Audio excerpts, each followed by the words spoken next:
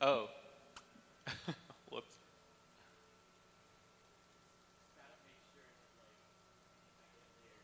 All right.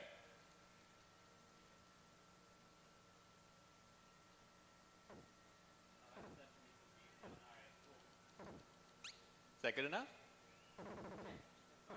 Okay.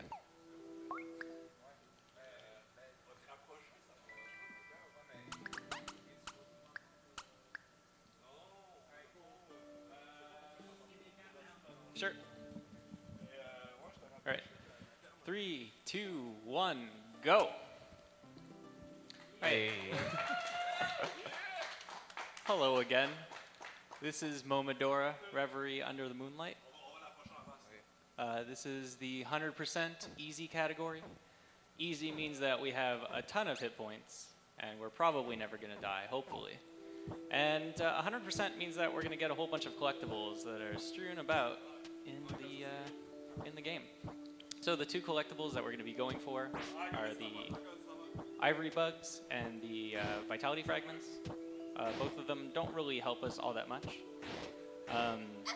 As for tech in this game, you're going to see me doing these roll jumps. Roll jumps combine a roll. Oh, that was close. Combine a roll and a jump together, and it just helps us go a little faster in areas where there's not a whole lot going on. Where there's like little ledges. Roll jumps are a one-frame input, which just hitting two buttons at the same time, so it's not the worst thing in the world. As for our main protagonist, Kaho, we have a bow, we've got a leaf, and that's about it for the game. We're going to be going through the Sacred Redalia Grove. This is the worst area in the game. I'll let you know that right now. These imps are just like extremely random. They can toss knives whenever they want. They can jump. Oh, I missed. Okay, that was a bad shot on my part. They can jump around at their own will, and it makes for a really difficult part of the game.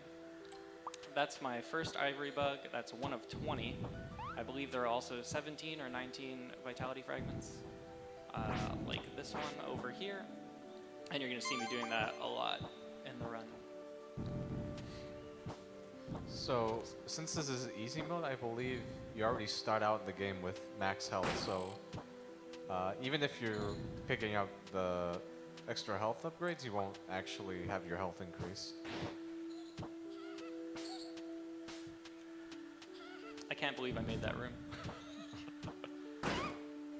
So you're seeing me getting all of these chests because we're trying to get 80 money so we can buy an item once we leave the Sacred Redalia Grove. But I'm going to talk about the boss. Actually, I'll let Tolu talk about the boss first. And I am going for the... Right, okay. Yeah. So, you can get a quick kill on this boss, but your positioning needs to be very, very precise. And, oh wait, are you...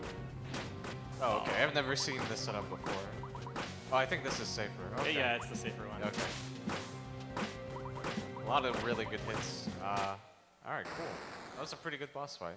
Yeah. Woo! So what he did there at the beginning of the fight was activate his fairy, which you can do with, I believe it's up, down, left, right. I think that's it. Anyway, it's like a series of inputs.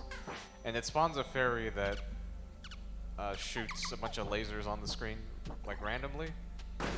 And sometimes, for that one boss in particular, her weak point is actually her tail.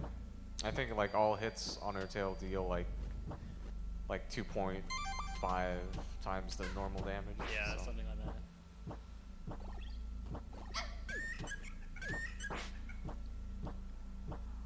So another interesting thing about that fight was that I did it without getting hit.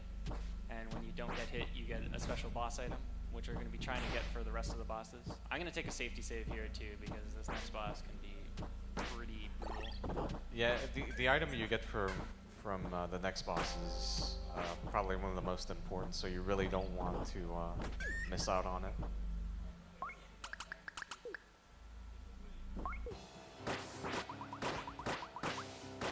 Mocha kind of hops around a little bit erratically, He's usually mostly predictable, as long as you hit him with a certain combo. Oh, that was close. Oh, that was, wow. Okay. Yeah, you were about to get hit there. Yeah. Hey, look at this boss. Isn't she nice? She's got real big eyes. She has like this weird hole in her throat. I don't know what the deal is with that. That was also where I was looking. Alright, so the item you get from that boss, from doing that boss perfectly is the Backman patch. And it's a cast spell, so Yeah. you sort of hold yourself in place while you cast it. And it like spawns like a whole wall of projectiles on the screen that do tons of damage. And those projectiles can also like trigger switches, which is very useful later on in the game. Oh yeah, and this guy just gets completely bodied by that. Obliterated. That's so good. One of the significances of like using that item there too is that we open up this illusory wall so we can get that ivory nice. bug. It's just a small little time save.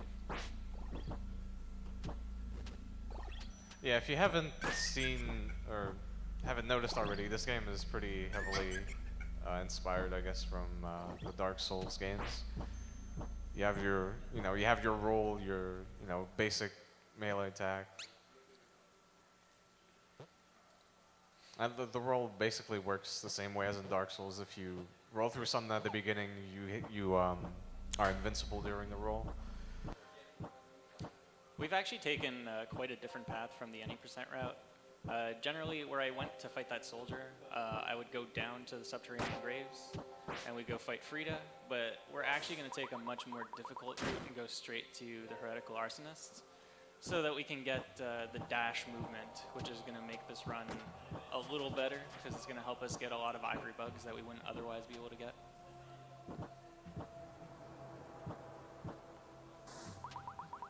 So the Cinder Chambers, you're going to see a lot more of this once I have to come back. But we're allowed to go straight to the boss, which is pretty cool. It's sort of built like vertically. But once we kill this boss, we have to scale it back up. And it makes for some of the coolest movement in the game, so watch out for that. But this is the Heretical Arsonist. And I'll let Tolu talk about this one too. Yeah, so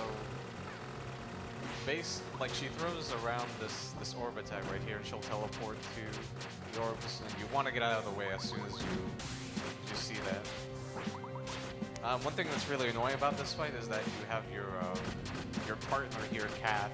Sometimes she can like do pretty decent damage, but like sometimes she'll get hit a bunch and not really do too much.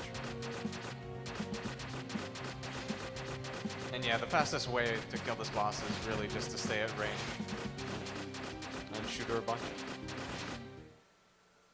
Sometimes you can get melee combos off and get charge arrows off, but it depends on her pattern. Yeah, she wasn't being too nice to me. Sometimes when she just walks straight up to you, it's the best pattern you can get for doing a lot of melee attacks, but she just wouldn't allow it. But that's fine. So over here we're going to get a crust fragment, and we're now going to be able to dash, which is going to be our fastest form of movement for a little while. The dash is going to be really cool in this area. Actually, we're going to be able to do a nice little trick here. So yeah, every crest fragment you get after one of the main bosses, you need four crest fragments to unlock like the last couple of areas in the game. And they also give you an ability like Sneak you described. So starting from here, we're going to see some really cool stuff. It's just it's pure movement for about a minute and a half. So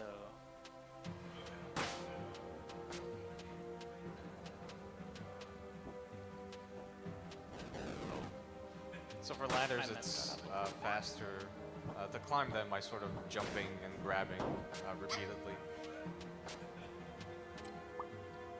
These spike balls do like a ton of damage, but since this is easy mode, it's less of a big deal if you get hit by them. Yeah, we have a nice setup where we can get through them without getting hit.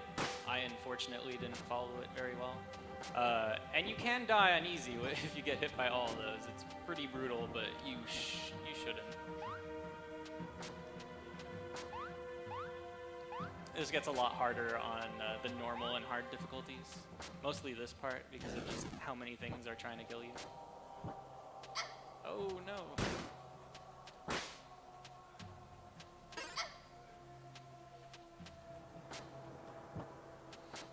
So now we're going to get out of the Cinder Chambers, and we're going to be in the White Leaf Memorial Park, where we're going to meet our best friend Lubella again. And wow, ladybirds, please. We're going to do a little bit of a sequence break here. Normally we go to the subterranean graves and get the garden key that allows us to go into this area, and then we unlock that block from the inside. But because we have the backing patch, we can use it to hit this lever that's in this elevator. And now we don't need to get the garden key anymore. Unfortunately, we're going to have to leave the long way when we get out of here, but that's fine.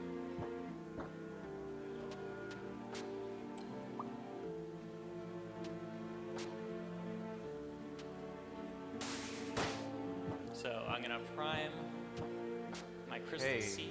Guess who it is? Hey! Hopefully she doesn't die. Of course you're gonna die. Oh, she died. Yeah. She still took an incredible amount of damage. Yeah, Lubella is probably one of the worst bosses in this game when it comes to really bad patterns.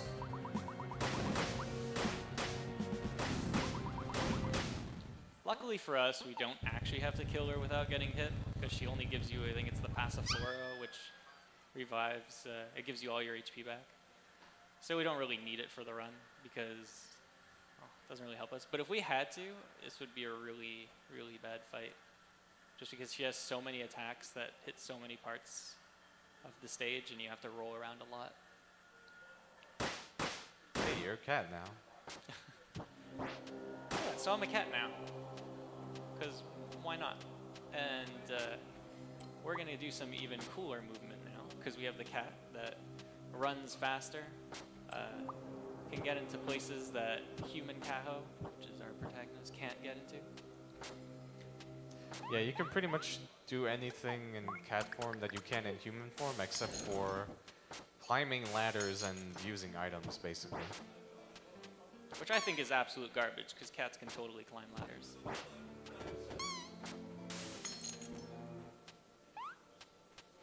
So now we're going to go back to the Cinder Chambers again. But we're not going to do the full up-down thing. We're just going to go east a little bit so that we can get to the Forlorn Monastery. And then we're going to do a little bit of backtracking, if I remember the route properly. So there's a Vitality Fragment over here, and this is probably the most dangerous one to get, because you can get hit by these ladybirds as you're taking it, and they will just knock you straight off the platform, and it's a really bad time. But we got that. We're all good. So I actually have the right amount of ivory bugs right now, which I'm surprised at myself for. I think we're going to get our 9th here. If we don't get our 9th here, then this is bad. All right, good. And this is Ladder Boss. I believe it's between 67 and 70 jumps to get up Ladder Boss.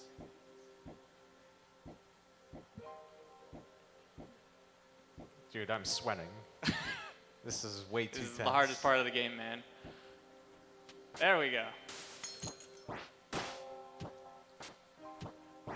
So, we're going to do some backtracking to the Sacred Ordalia Grove and into the Frore Ciel so that we can get the crest fragment that lets us warp around from different bells. And I'm going to do something, well, I'll talk about it when I get there. Right now we're just going to clean up house a little bit, get some fragments that we didn't get.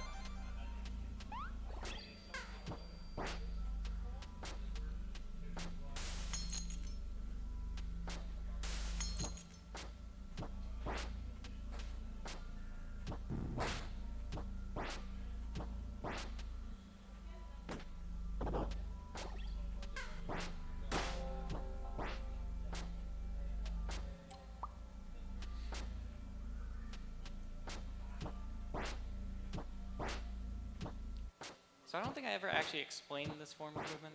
We talked about the roll jump, but when you're a cat and you do a roll jump, you kind of fall off at the end of a jump. So we do an attack so that we don't go slow, and then we dash because that's like a super fast form of movement.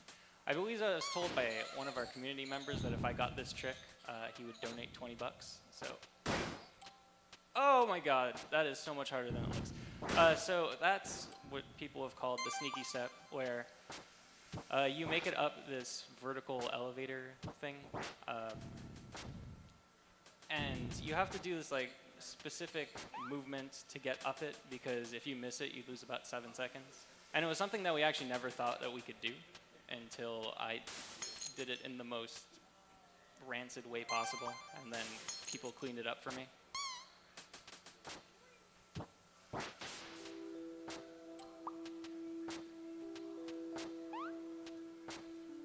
So yeah, now you can warp from certain save points here.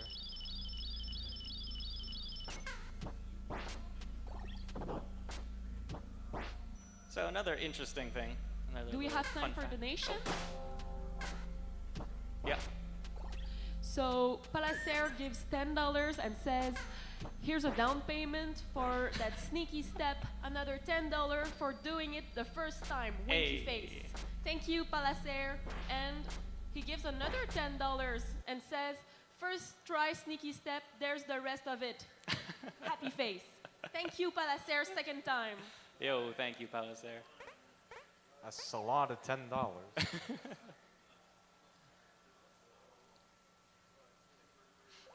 So now we're following the any percent route where we go into the subterranean graves.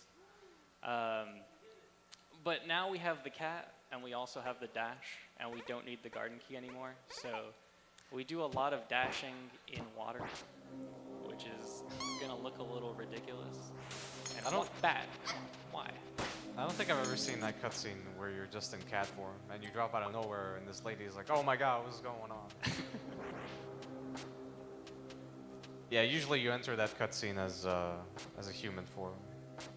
But like all the cutscenes in this game are the same, whether like your form doesn't matter, which is kind of, it looks weird sometimes, like in that one. You know what? I'm gonna take that just in case. Yeah, there are some weird things that can happen with the animations in this game. If you pick up a crest fragment while jumping, sometimes there will be two of you. If you pick up a crest fragment as a cat, and on like, if you leave... Why did... Never mind. Oh, it's fine. Did I do that wrong? I should have went down, shouldn't I? Yeah. Yeah. Whoops. Yeah, if you pick up a crest fragment, and as you're doing the animation where you're picking it up, you leave a screen, you just disappear, and it's really strange. And then you didn't actually get the crest fragment either. Oh no. Okay, I was supposed to skip her, but I missed it. Yeah, you can skip that enemy spawn if you like jump over a certain area. So yeah, this is Frida. I start out the fight by using a bunch of backhand patches, using the crystal seed to boost your damage, and then just going into the corner and shooting arrows. And going into the corner and shooting arrows actually, even though you can do more damage with melee, it's actually the better way is to just shoot her down, because if you're actually close to her, she'll be more likely to teleport away and lose a bunch of time. So we're doing some more backtracking now, because there are a couple of things here that we need to get as the cat. And then after this, it's going to be pure progression. So we got a vitality fragment. I think there's another vitality fragment and an ivory bug that we need to pick up. The crystal you pick up from Frida, I believe, is what is it? Third stage charge? No, it's the quick charge. Okay, it's faster charge. Okay, yeah. Yeah. So yeah, now your arrows will your arrow charger will charge slightly faster, which is pretty useful.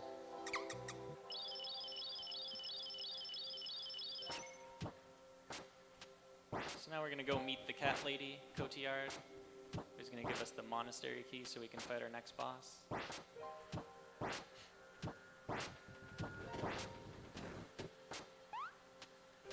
Right after we get this vitality fragment.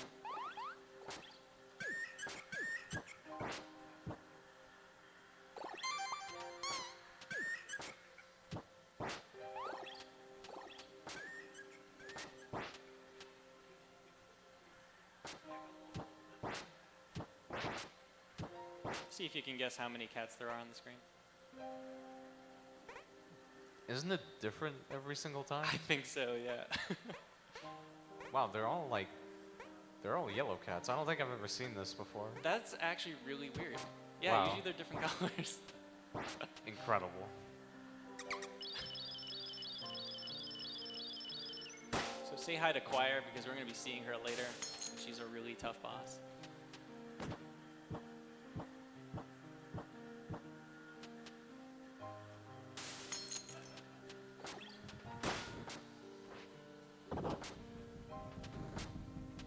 So this is going to be Partner Fennel, right after we do some Ivory Bug stuff. I think everyone agrees that she has possibly the best animations and some of the best music in the game, but she gets absolutely obliterated. Oh wait, whoops. So the way you start this fight, pretty standard. You manip her to sort of lure out a couple attacks, and then while she's buffing, you cast Backman, and then she's dead.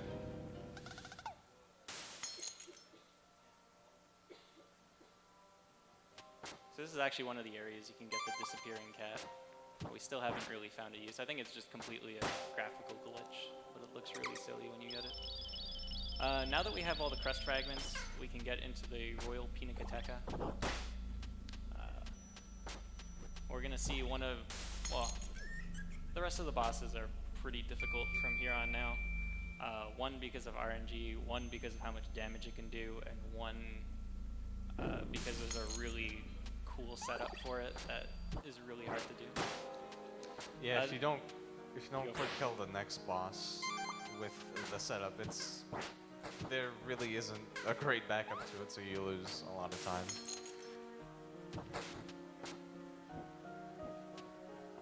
This is another area that has some really cool platforming. You're going to see some really fast things as we go into the more vertical part. Shoutouts to YV. Blah, blah.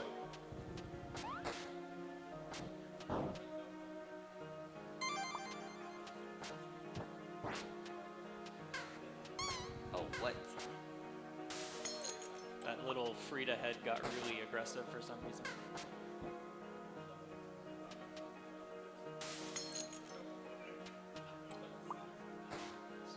Actually getting really close to the last ivory bugs that we have to collect in the game.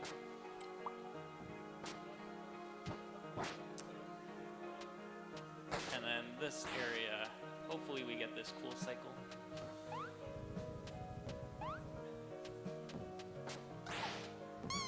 Oh, well, I got hit. Oh, and I got hit again. Yeah, that room is very hard to actually execute properly. Taking a safety save before this boss because I really want the heavy arrows, which is the item that it drops. I'll probably try to get them twice. I'll see if I can actually get them, but it all depends on how this boss treats me. Yeah, if you don't get the next item from this boss, heavy arrows, I think it pretty much doubles your arrow damage, which is a really, really big deal.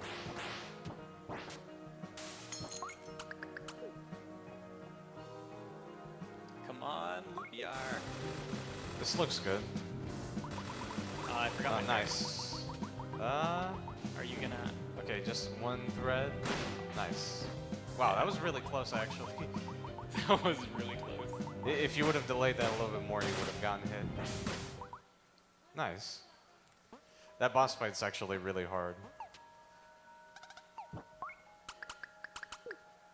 Yeah, Lupiar, what I could have done was dashed behind her and used my tainted, or not tainted, my sparse thread on her and killed her quicker, but I just wanted to take it a little safe, because that would lose me a lot of time. The boss right after Magnolia is really, really easy if you know where he's going to appear. Oh, what? There we go.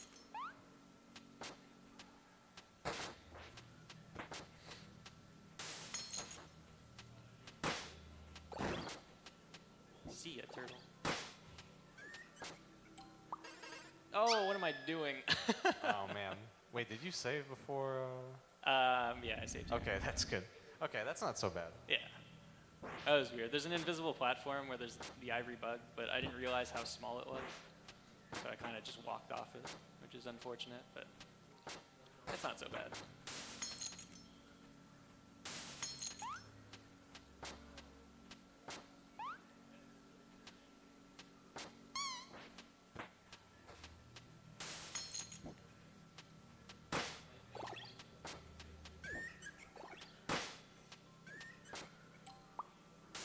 That's what I wanted to do. There we go. So I believe even though you're collecting all the ivory bugs, you aren't actually turning them in. No, I'm not going to turn them in. Yeah. We're just picking them up for the sake of having the 20 on 20. Yeah, I'll talk about that. 100% isn't really 100% in this game. It's more of like a community decision. True 100% would take a really long time because, well, not a really long time, but it would. There's a lot of really useless stuff that you would have to get, like buying items from all of the vendors that are just hidden throughout. There's a small quest where you have to get this disgusting imp, a mushroom, and just like a whole bunch of silly stuff like that. So we just opted to get the collectibles, and that was it, and do all the bosses. So that's the Momodora 100%. That's not really a true 100%. So Sneaky just picked up an item beneath the well there. And that's the leaf upgrade.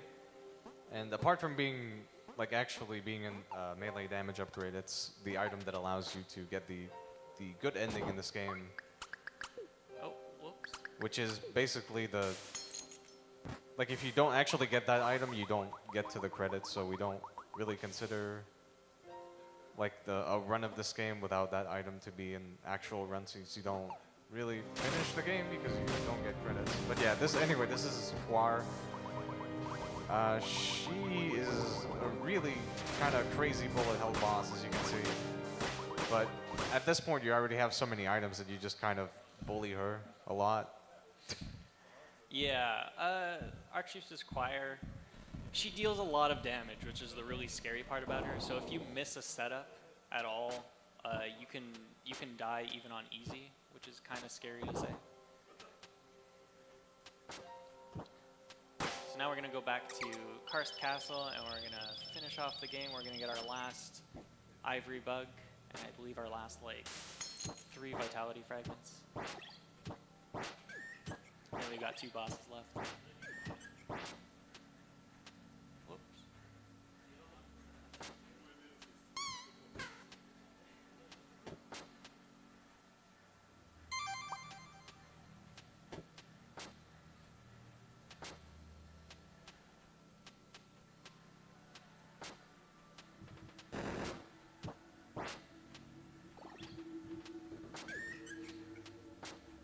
So a neat thing about the Karst Castle is that literally everything wants to kill you, and there's a lot of everything. But we're gonna meet one of our friends, well, one of our dear friends, I guess, as we go up this area. She had it really bad in battle, but we kind of don't care. You'll see what I'm talking about.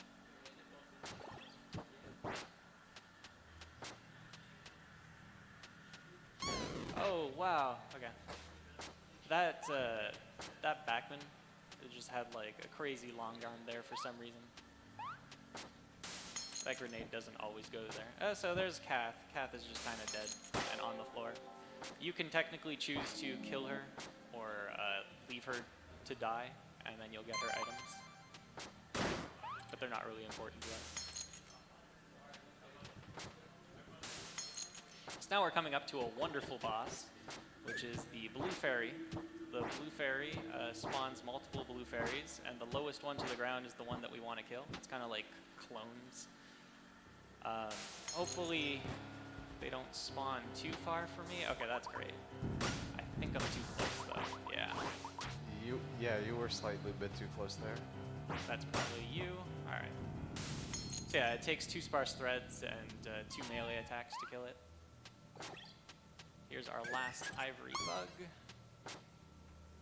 I hope I have all the vitality fragments. And now we're going to the Queen of Karst, which is our final boss. After we take this long elevator ride. I'll try to talk about the Queen of Karst before it happens, because there's quite a bit that goes on. Phase 1 is very difficult because there's a very small window in which you have to get your like 3-shot volley in. And if you don't get it, you don't get to use your Tainted Missive for the second phase of the fight. And if you don't get that, then the fight's just really slow.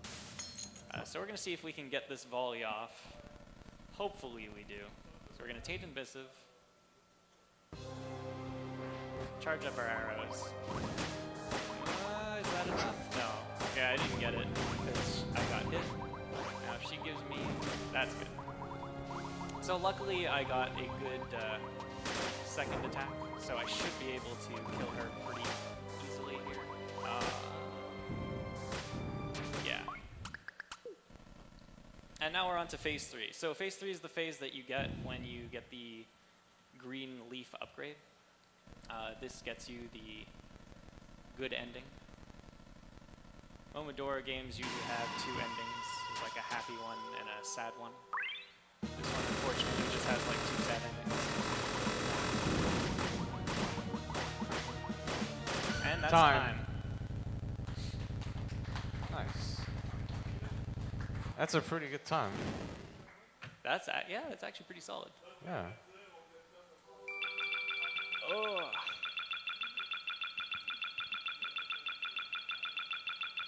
Nice.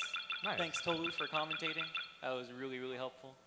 Thank you for having me. That's my last run for tonight. I'm probably going to go to sleep.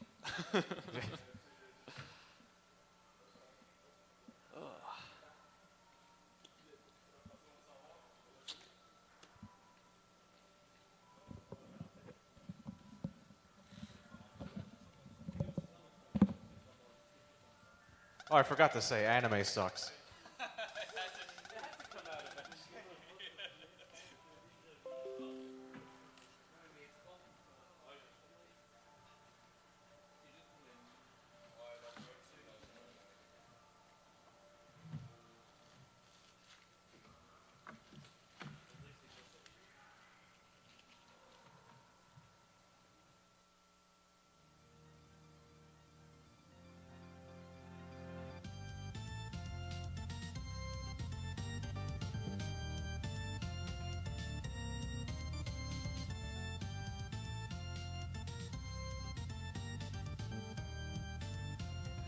Okay, so next online we have